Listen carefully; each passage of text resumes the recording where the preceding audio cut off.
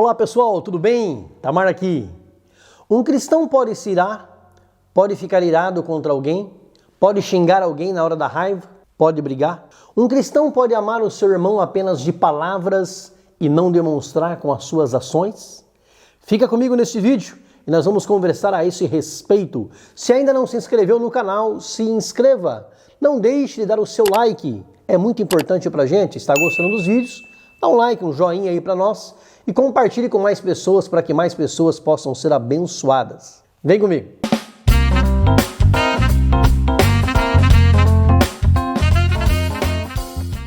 A parte civil e cerimonial da lei de Moisés não tem mais valor para nós na nova aliança, porque eram transitórias e foram dadas por Deus para Israel. Porém, a parte moral da lei, dada por Deus nos 10 mandamentos e resumida por Cristo em amar a Deus sobre todas as coisas e ao próximo como a nós mesmos, permanece no novo concerto, na nova aliança, no Novo Testamento. O Evangelho de Cristo não é antinomista, só de palavras, do tipo, a salvação é pela fé, então não preciso praticar a moral. Não, longe disso. O Evangelho de Cristo não contraria a lei de Deus dada a Moisés. Eles se complementam. Enquanto os legalistas acreditam que você precisa seguir rigorosamente e estritamente a lei para ser salvo, os antinominianos acreditam que você pode abandonar a lei, já que a salvação é pela graça. Fuja dos extremos.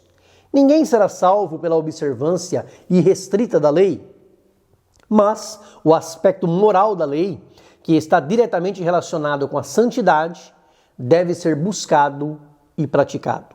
Seguir a paz e a santificação, sem a qual ninguém verá o Senhor. No Antigo Testamento, devido à natureza pecaminosa e o mal no coração do ser humano, Deus estabeleceu como um dos mandamentos: não matarás. Cristo, ao elevar o nível, nos declarou em Mateus capítulo 5, versículo 22, que para deixar de herdar o seu reino não é necessário matar alguém.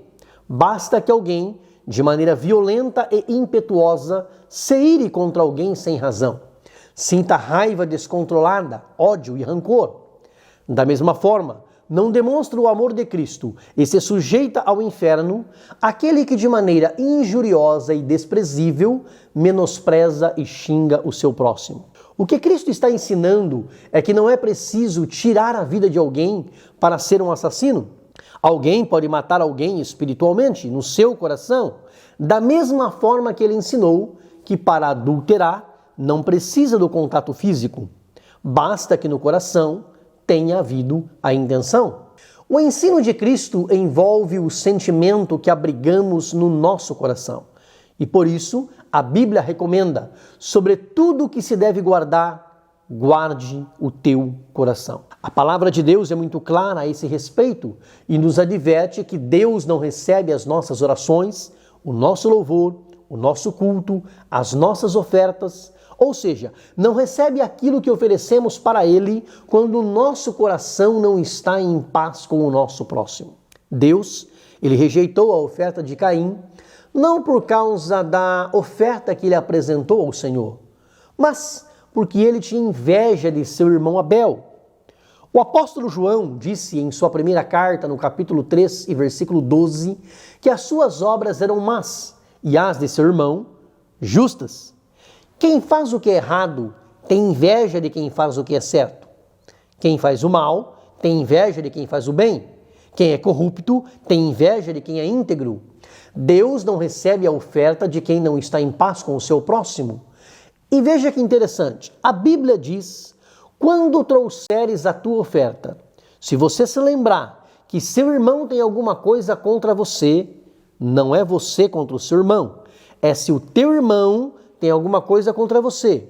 Deixa a tua oferta, vai primeiro reconciliar-se com o teu irmão, renovar a amizade com ele, depois vem e apresenta a tua oferta. 1 João, capítulo 3, versículo 14 diz: nós sabemos que passamos da morte para a vida porque amamos os irmãos. Quem não ama seu irmão, permanece na morte. E no capítulo 4, versículos 20 e 21, se alguém diz que ama a Deus, mas odeia o seu irmão, é mentiroso. E dele temos este mandamento, que quem ama a Deus, ame também seu irmão. Mais do que nunca temos presenciado, pela falta de amor e pela presença do ódio, da ira, da cólera, atrocidades sendo cometidas dentro dos lares. No seio das famílias, cumprindo-se a palavra de Deus. O profeta Miqueias, no capítulo 7, versículo 6, diz: o filho despreza o pai, a filha se levanta contra sua mãe, a nora contra a sogra, os inimigos do homem são os da sua própria casa. Jesus predisse em Mateus capítulo 10, versículo 21, o irmão entregará à morte o irmão e o pai o filho. Os filhos se levantarão contra os pais e os matarão. Em Lucas 15, 23, o pai estará dividido contra o filho contra o pai, a mãe contra a filha e a filha contra a mãe, a sogra contra a nora e a nora contra a sogra. E não é só dentro de casa. Você já reparou como anda o comportamento das pessoas no trânsito, no trabalho? Em todos os lugares, muitas pessoas estão cheias de ódio, de ira, de amargura, de raiva. Vidas são tiradas por motivos fúteis e banais. Uma fechada no trânsito, um relacionamento rompido, uma pequena discussão em família. E a ira se manifesta, levando à violência e a resultados catastróficos. Os sentimentos ruins, quando alimentados e abrigados no coração, fazem mal para a saúde emocional e para a vida espiritual. Cultive sentimentos bons e deixe que a palavra de Deus limpe o seu coração diariamente. Um momento de ira, de ficar furioso, zangado, todos nós estamos sujeitos. O salmista disse no Salmo 4, versículo 4, perturbai-vos e não pequeis, falai com o vosso coração sobre a cama e calai-vos. Você pode até se perturbar, se agitar consigo mesmo, ficar alterado, mas isso não te dá o direito de pecar. E o apóstolo Paulo disse aos Efésios no capítulo 4, versículo 26, irai-vos e não pequeis. Aí ele complementa, não se ponha o sol sobre a vossa ira, não leve a ira para o travesseiro, não vá dormir irado, não alimente a raiva, pois a raiva, a ira, é uma nascente para o ódio que em última instância pode se tornar um homicídio. E no versículo 27, ele segue dizendo, não deis lugar ao diabo. O Salmo 7, versículo 11 diz, Deus é um justo juiz, um Deus que se ira todos os dias, e nós somos feitos à sua imagem e semelhança. Em alguns momentos nós também nos iramos, porém a nossa ira, como a de Deus e como a de Cristo, quando expulsou do templo aqueles que faziam da casa de Deus um comércio de ladrões, deve ser contra o mal, contra a injustiça, contra aquilo que é errado. A ira não pode nos dominar. Ela precisa estar sob o nosso controle.